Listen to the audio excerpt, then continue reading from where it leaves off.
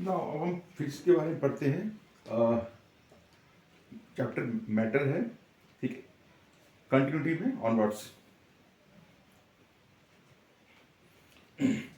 जैसे कि हम देखते हैं ना, स्टेट्स ऑफ मैटर, हमारे कीवर्ड्स, जैसे हमने आपको बताया था, हमारे कुछ कीवर्ड्स वगैरह भी हैं। जैसे कीवर्ड्स है states of matter, existing naturally on the earth, solid, liquid, gases. मतलब नेचुरल चीज़ों में अर्थ के पास तीन चीज़ें तो होती हैं, एक सॉलिड भी होगा, एक लिक्विड होगा, एक गैसेस होगा, ठीक है। जैसे कि यहाँ पर दिया हुआ टेस्ट योर अंडरस्टैंड। अब हमने जो रीड किया है, थोड़ा सा टेस्ट करते हैं कि क्या हमने पढ़ा है क्या नहीं पढ़ा है। उसके बिहाफ पे ट्रू फॉल्स का एक थोड़ा सा हमने कीवर्ड बना रखा है। Write true for true and F for false. इन गैसेस में the particular are closely packed and they can not move. जैसे कि हमने पढ़ा था, गैसेस जो होती है हमारी बहुत ज़्यादा पैक्ड होती हैं और वो मूव नहीं कर सकती हैं। नेचुरल है, ये क्वेश्चन ही गलत है, क्योंकि गैस के बीच में हमारा काफ़ी जगह होता है। पता होगा आपने, हमने पढ़ाया था गैसेस में, तो इनके बीच में स्पेस बहुत ज़्यादा होता है। They easily move anywhere, any direction, randomly, zigzag. तो ये आंसर होगा false. Molecules combined together to the form atoms. More the space between particle, more is movement. मतलब जितना ज़्यादा स्पेस होगा उसमें ज़्यादा ही वो मूवमेंट करेंगे। Solid have a definite shape because the molecule are closely packed. उनकी शेप डेफिनेटली होती है और वो इजीली मूव नहीं कर सकते हैं, पैक्ड होते हैं। Solids and liquids are both fluid नहीं, पर सॉलिड को मेल्ट करेंगे तो लिक्विड में हो जाएगा, लिक्विड को हम फ्रीज करेंगे तो सॉलिड में हो जाएगा, ठीक है। ये सिंपल है, आप लोग ऐसा पढ़ा करें। टेस्ट टू अंडरस्टैंड, इस तरह की states of matter, test to understand, do you know, think and answer, ये बड़ी इंपॉर्टेंट चीज़ होती हैं। अब change of state matter kinetic using the kinetic theory. अब हम यहाँ पढ़ते हैं, हम मैटर जो है, सॉलिड्स, लिक्विड, गैस की स्टेट को चेंज करना है काइनेटिक थ्योरी का इस्तेमाल करते, using the kinetic theory. Kinetic theory movement. What is the meaning of kinetic theory? Kinetic theory को इस तरह समझिए, आप कोई चीज मूव कर रही हो, movement. All particles have energy. जो भी पार्टिकल, चाहे वो सॉलिड होती है, लिक्विड होती है या गैसेस होती है, इन सब में क्या होता है? एनर्जी होती है। Energy very depending on the temperature on the substance, और डिपेंड करती है टेम्परेचर के ऊपर। जितना ज़्यादा टेम्परेचर उतना ही इनके अंदर मूवमेंट बढ़ जाएगा, स्पीड बढ़ जाएगी, ठीक है। This in turn determine whether substance exist in the solid, liquid, gas. और ये डिपेंड करता है, सॉलिड है, लिक्विड है, गैस है, तीनों का टेम्परेचर अलग होता है, तीनों की स्पीड भी डिफरेंट होगी। Molecules in the solid phase have the least account of energy. जो मॉलिक्यूल्स होते हैं, और मेरा इसमें होता है SOLID, उसमें एनर्जी कम से कम होती है, क्योंकि इनके मॉलिक्यूल बहुत ज़्यादा पास पास होते हैं, पैक्ड होते हैं, इजीली मूवमेंट नहीं कर पाते हैं। जबकि गैसेस में सबसे ज़्यादा एनर्जी होती है, just because of space, heavy space होता है। ए चेंज इन फेस में occur when the energy of the particle in change. जब कोई फेस जब चेंज होता है किसी वजह से, जब एनर्जी की पार्टिकल चेंज हो जाती है, डिटेल में समझते हैं। मेल्टिंग और fusing. What is the meaning of melt? Fusion, fusing माने मेल्टिंग, मेल्ट करना, पिघलाना। The process in which are solid substances change the liquid on heating is called melting और फ्यूजन। जब कोई सॉलिड को हम चेंज करते हैं, ठीक है, लिक्विड में होता है। लिक्विड में कब होगा सॉलिड? मान लीजिए कोई आइस है, इट इज अ सॉलिड, इसको हम हीट करेंगे तो क्या कन्वर्ट होगा? लिक्विड में हो जाएगा, ठीक है। इसको उसको बोलते हैं मेल्टिंग और fusion. Melting is equal to fusion भी मेल्टिंग ही बोलते हैं। इसको कंफ्यूजन नहीं होना कि what is the meaning of fusion. The meaning of fusion is equal to melting, ठीक है। मेल्टिंग ऑफ ए सॉलिड, यानी एक सॉलिड का melting substance take place at fix temperature. जब कोई आइस होता है, आइस जो होता है हमारा 0 डिग्री सेल्सियस पे ही वो मेल्ट होता है, सॉरी, हाँ, मतलब फ्रीज होता है। आइस का टेम्परेचर जो होता है मेरा 0 डिग्री सेल्सियस, और ज़्यादा आइस मतलब ठंडा होगा और ज़्यादा सॉलिड होगा तो -1, -2, -3, -4 अप टू सो ऑनवर्ड्स। लेकिन जब इसको मैं मेल्ट करूंगा तो एक फिक्स टेम्परेचर के बाद ही ये लिक्विड में कन्वर्ट होना चालू हो जाता है। ऐसा नहीं कि हल्का सा हमने आइस को डाला किसी बकेट के अंदर, बर्तन के अंदर, हल्का सा हीट किया और पिघलना चालू हो गया, नहीं, कैन नॉट पॉसिबल। जब तक इसका टेम्परेचर उसके मिनिमम टेम्परेचर पर नहीं पहुंचेगा, उसके मेल्टिंग पॉइंट पे, तो वो नहीं होगा। Temperature at which a solid substance melt and change into a liquid at atmospheric temperature, यानी जो हमारा सॉलिड है, सब्सटेंसेस है, उसका टेम्परेचर मेल्ट होता है और लिक्विड में होता है, और हमारे एटमॉस्फेरिक प्रेशर, हमारे बाहर का भी प्रेशर डिपेंड करता है, is called melting point of the substances. For example के लिए, the ice melt at temperature at of 0 degree Celsius to form liquid water. तो आइस जो मेल्ट होती है टेम्परेचर उसका 0 डिग्री सेल्सियस है, वो लिक्विड में होगी। So the melting point of ice is 0 degree Celsius. Different salt have different melting. जो सॉल्ट्स होती हैं उनके टेम्परेचर भी डिफरेंट होते हैं, मेल्टिंग भी डिफरेंट डिफरेंट होते हैं, और फ्यूजन भी डिफरेंट। मेल्टिंग या फ्यूजन एक ही है। Melting or fusion point of a solid is a measure of the force of attraction between particles। यानी कोई सॉलिड है, उसका जो फ्यूजन पॉइंट है, जो उसका मेल्टिंग पॉइंट है, वो मेजर कैसे किया जाता है? जो इसके अंदर पार्टिकल होते हैं उनके अंदर फोर्स ऑफ अट्रैक्शन होता है, उससे मेजर किया जाता है। एटम्स और मॉलिक्यूल्स। एटम्स हम आगे पढ़ेंगे, इलेक्ट्रॉन, प्रोटॉन, न्यूट्रॉन्स, ये पढ़ेंगे आगे।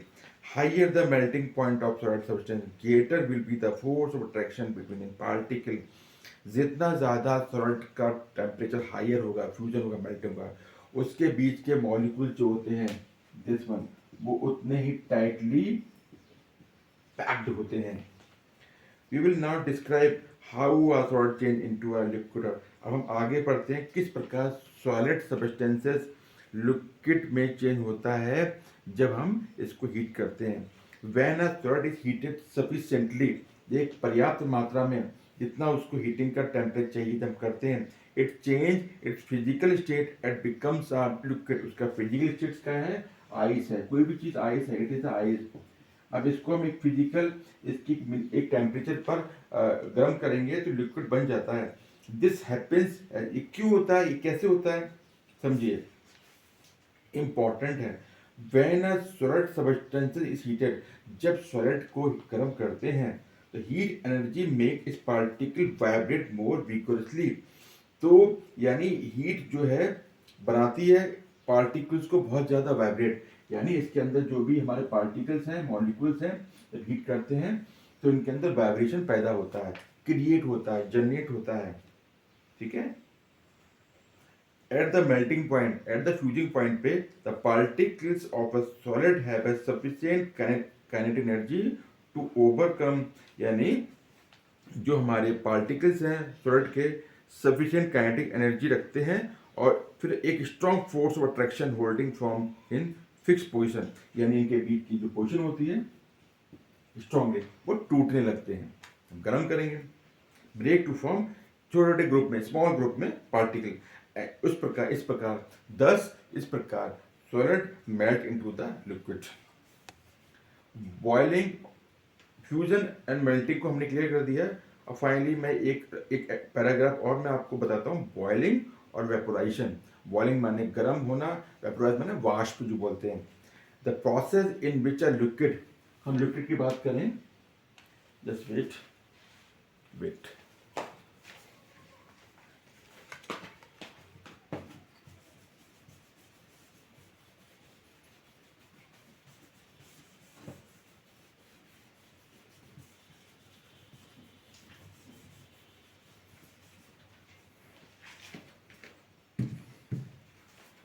बॉइलिंग की बात करते हैं।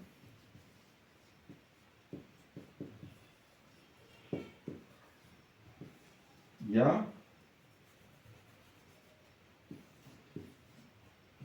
VAPOURISATEI। Vaporisation, process in which are liquid, इसके अंदर लिक्विड सब्सटेंसेस को change in gas rapidly on heating. Liquid को जब हम गर्म करते हैं या जब ये चेंज होता है गैसेस में, बहुत तेजी से गर्म होता है just because of heating, it is called boiling. हम लिक्विड है, पानी है, उसको हम गर्म करते हैं तो देखते हैं हम थोड़ा वेपर्स बनना चालू हो जाते हैं, बहुत तेजी से गर्म होता है। So water when change into steam, तो वाटर क्या, लिक्विड यानी वाटर जो चेंज होता है स्टीम में, वेपोराइजेशन में, रेपिटेडली ऑन हीटिंग, बहुत तेजी से, it is called boiling of water. जब पानी को उबालते हैं तो देखते हैं बॉइलिंग निकलता है, उसमें से भाप निकलती है, भाप माने वो that is the steam. The change of state take place during boiling, ये कब होता है, जब बॉयल होता है।